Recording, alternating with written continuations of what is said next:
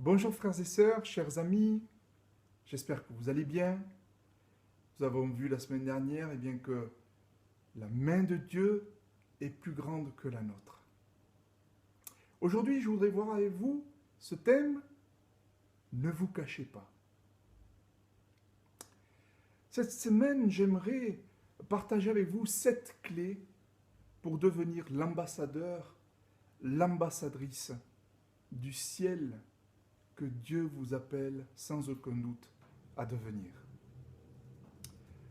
Certains sont frustrés quand il s'agit de parler de leur foi. Ils n'arrivent pas à parler de Jésus à leur entourage, ils ne savent pas comment aborder le sujet de peur de frustrer ou que la personne se sente jugée. Pourtant, ils ont ce désir de témoigner et ils prient pour cela. Alors, comment faire ? Et je comprends très bien cette frustration. Je l'ai moi-même vécu bien des fois. Et j'ai réalisé que les autres ont besoin de ce que j'ai. Et surtout, de qui j'ai.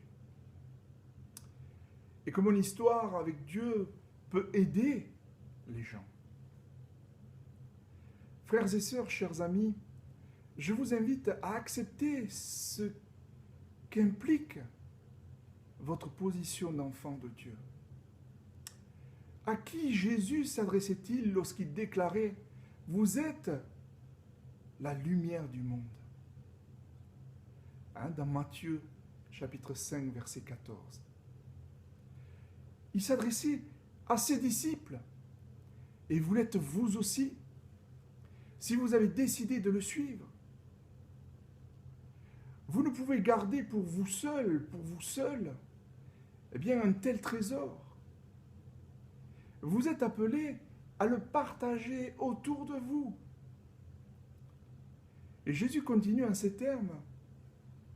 On n'allume pas une lampe pour la mettre sous un seau.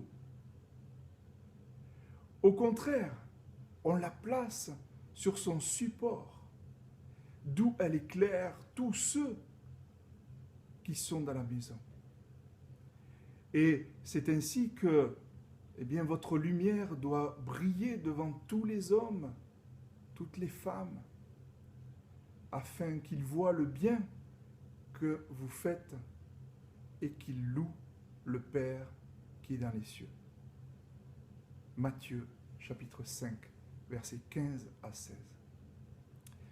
Et cela semble absurde d'imaginer qu'on allume une lampe pour aussitôt la cacher, n'est-ce pas ?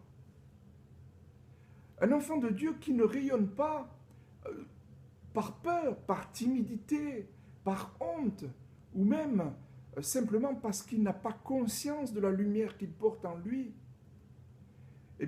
cet enfant de Dieu est comme cette lampe. Il brille bien, tout fonctionne en lui, mais son potentiel reste en lui et personne ne peut en profiter. Frères et sœurs, chers amis, vous pouvez briller d'un éclat et d'une intensité qui vous sont propres, suivant qui vous êtes, suivant les saisons de votre vie. Vous pouvez briller par votre sensibilité, par votre capacité d'organisation, par votre joie, par votre célibat, par votre vie de famille bien remplie, par votre sens du travail d'équipe, ou encore par la façon dont vous surmontez les épreuves de la vie, comme le deuil ou la maladie. Dieu le déclare sur votre vie. Il a placé intentionnellement en vous sa lumière qui éclaire tout homme, toute femme, comme un phare dans la nuit qui mène les navires à bon port.